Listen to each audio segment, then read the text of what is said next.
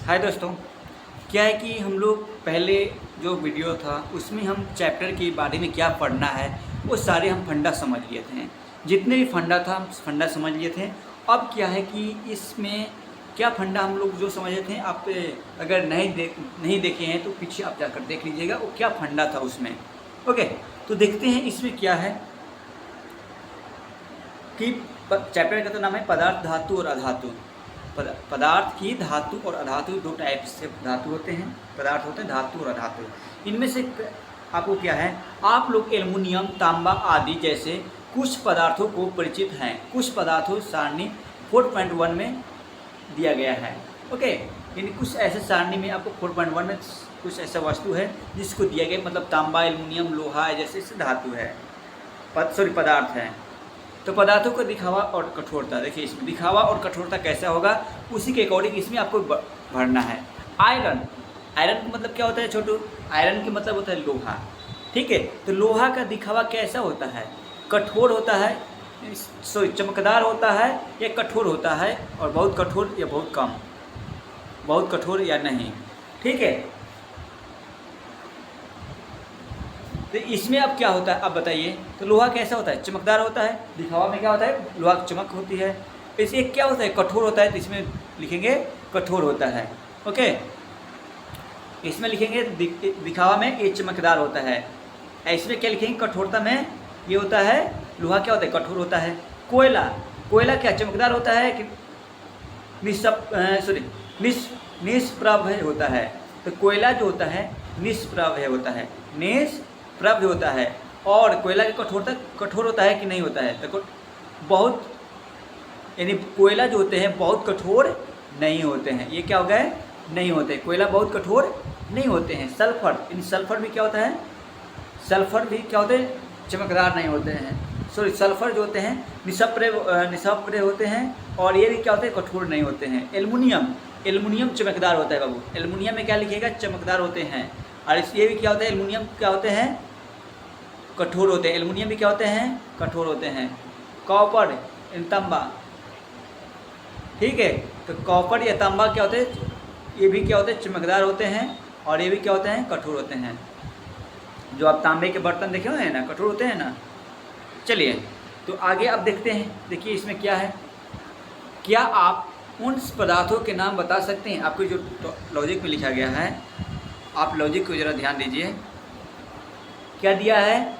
क्या आप उन पदार्थों के नाम बता सकते हैं जो धातु हैं? सारणी 4.1 में शेष पदार्थ धातु हैं, और अधातु से अंतर उनमें भौतिक और रासायनिक गुणों के आधार पर किया जा सकता है। स्मरण करिए और कि चमक और कठोरता के भौतिक गुण हैं। यानी चमकता है और कठोरता है, तो उसे हम क्या बोलते हैं? भौतिक गुण बोलते हैं।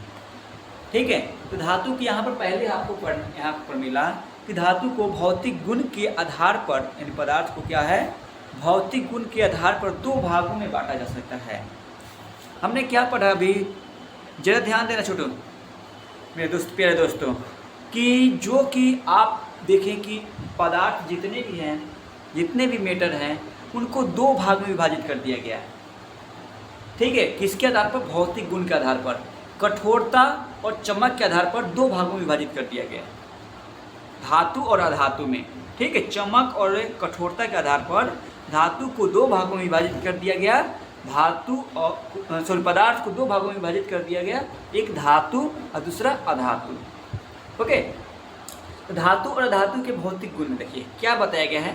तो क्या आपने लोहा को लोहे के टुकड़े अथवा लोहे से निर्मित वस्तु जैसे फावड़ा, बेलचा, कुल्हाड़ी आदि को पीटते हुए देखा है? क्या इन वस्तुओं को पीटने पर कि आप इनके आकार में कोई परिवर्तन पाते हैं? क्या लकड़ी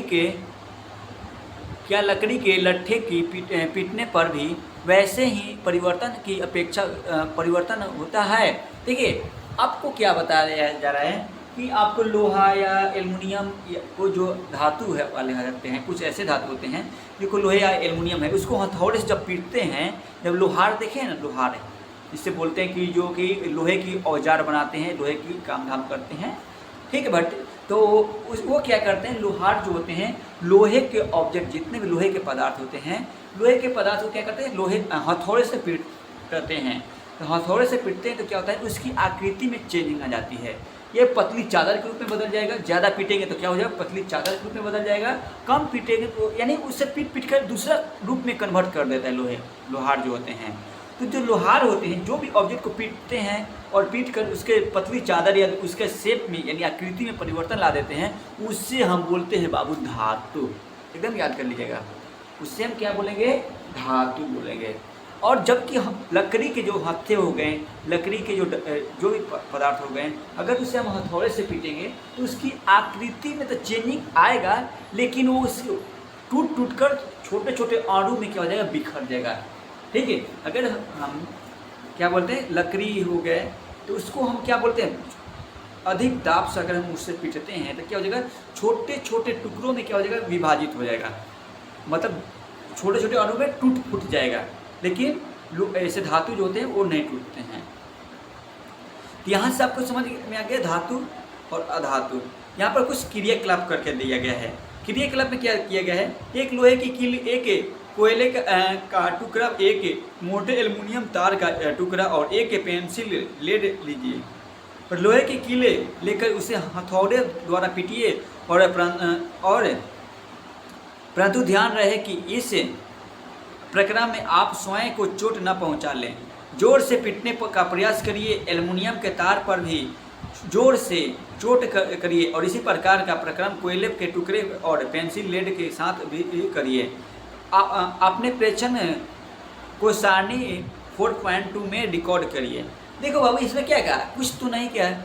आप एक हथौड़े लीजिए, ठीक है, हथौड़े लीजिए और लोहे के कील लीजिए, एल्युमिनियम के कुछ पात्र ले लीजिए, एल्युमिनियम के तार एक छोटा सा टुकड़ा ले लीजिए, कोयला ले लीजिए और पेंसिल के जो लेड होते हैं, मतलब ग्रेफाइट जो होते हैं, ब्लैक जो कलर का होता है ना, जो लिखते हैं आप कॉपी पे, तो वो अलग ग्रेफाइट ले लीजिए, पेंसिल का लेड। और इन सभी को जैसे हम हथौड़े से पीट कर पतली चादर जितना फोर्स से लगा कर हम हथौड़े को से हम लोहे के कील को पीटते थे और पीट के उससे कन्वर्ट कर देते हैं। और एल्युमिनियम के भी जो धातु था, एल्युमिनियम का भी जो वस्तु था, उसको भी पीट कर पतली चादर में बदल दिए। जितना फोर्स लगा कर उतना ही फोर्स लगाकर हम क्या कोयले पर और एक पेंसिल के लेड पर लगाएंगे तो क्या उसमें वैसा ही परिवर्तन आएगा। जरा गौर करके देखिए, क्रियाकलाप करके देखिएगा, तो ऐसा नहीं होगा। यहाँ पर कुछ अगर होगा तो जैसा होगा आप यहाँ पर क्रियाकलाप में सारणी में आप भरिए। लोहे के कील आकार में परिवर्तन, चपटी हो गया या टुकड़े हो गया, तो बताइए। तो लोहा का कील क्या हो गया, आकार में चपटी हो गया। आकार में क्या हो गया, उस आकार में चपटी हो गया। परिवर्तन तो दोनों होगा, दोनों में परिवर्तन होगा, लेकिन आकार में क्या होगा, ये चपटी हो जाता है। कोयले का टुकड़ा, ये टुकड़े हो जाते हैं। ये तो आकार में क्या परिवर्तन है, इसमें छोटे छोटे टुकड़ा में बदल गया। एल्युमिनियम की तार, ये भी चपटी हो गया। पेंसिल लेड, ये छोटे छोटे टुकड़ों में विभाजित हो गया। इस तरह से आप क्या कर सकते हैं, इसको अलग करती हैं। आपने देखा कि लोहे की कील और एल्युमिनियम के तार को, ठीक है, आपने देखा कि लोहे की कील और एल्युमिनियम के तार को पीटने पर उसका आकार परिवर्तन हो गया। यदि उनमें अधिक शक्ति से पीटा जाए तो उन्हें शीट में परिवर्तित किया जा सकता है। और आप संभवतः मिठाई को सजाने के लिए उपयोग में लाए जाने वाले चांदी के वर्ग से भी परिचित होंगे। आप एल्युमिनियम पर्णिका द्वारा खाद्य सामग्री को लपेटने के उपयोग से भी अवश्य परिचित होंगे। धातु का गुण जिसके कारण उन्हें पीटकर शीट में परिवर्तित किया जा सकता है, आधार वर्धनीयता कहलाता है। यह धातु का अभिलक्षणीय गुण है। जैसा आपने देखा होगा, कोयले और पेंसिल लेड जैसे पदार्थों यह गुण प्रदर्शित नहीं करते हैं। क्या यह हम इन्हें धातु कह सकते हैं?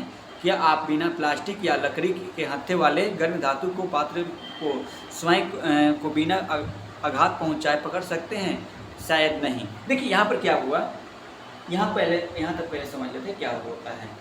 तो यानी आपको बोला कि जैसे हमने लोहे के पत्ती या एल्युमिनियम के पत्ती को जब हम पीट कर पतली चादर में पीटेंगे, ज़्यादा पीटेंगे, वो पतली चादर में बदल जाएगा। तो वैसे ही आप देखे होंगे मिठाई जो आप खाते होंगे, कुछ मिठाई के ऊपर वाइट कलर का एक पन्नी जैसा लगा होगा, या ठीक है, या आप देखिए होंगे खाना जो पैक होता है होटल में, जो खाना पैक होता है, जो पतली पतली जो एक पैक या पैकर जो होते हैं, खाना पैकर उसे बोला जाता है, ठीक है। तो उसमें पतली एक एल्युमिनियम का पात्र होता है, उसमें जब हम कोई खाना लेते हैं होटल में, वो क्या करते हैं उसी के में लपेट कर दे देते हैं, और जो हमारा खाना होता है उस गरम के गरम भी रह जाता है, और क्या होता है, और हमारा कोई उससे दुष्प्रभाव भी नहीं पड़ता है, बाहरी प्रभाव यानी वातावरण से कोई उससे ताल्लुक भी नहीं हो पाता है। तो यानी इस सब जो हमारे पतले आवर्धन यानी पतले सीट में बदल जाते हैं, तो उसी सीट को क्या बोला जाता है, आधार्त वर्धनीयता। तो अब उस सीट तो बदल गया, उस सीट को बदलने के नियम को आधार्त वर्धनीयता बोला जाता है। देखिए आघात वर्धनीयता किसे कहते हैं, सवाल बहुत बार पूछा गया है। तो आघात वर्धनीयता किसे कहते हैं, तो आघात वर्धनीयता वैसा प्रक्रिया है जिसके माध्यम से हम लोहे या किसी धातु को पीट कर एक पतली चादर में बदलने की प्रक्रिया को आघात वर्धनीयता कहलाता है, ठीक है।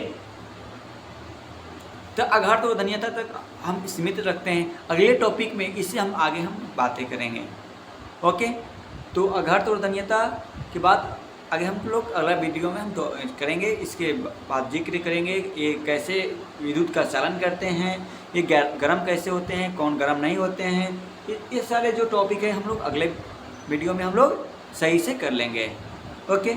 जय हिंद दोस्तों, आप आगे इसी तरह से जुड़े रहें, आपको सारा सपोर्ट मिलेगी मेरी तरफ से।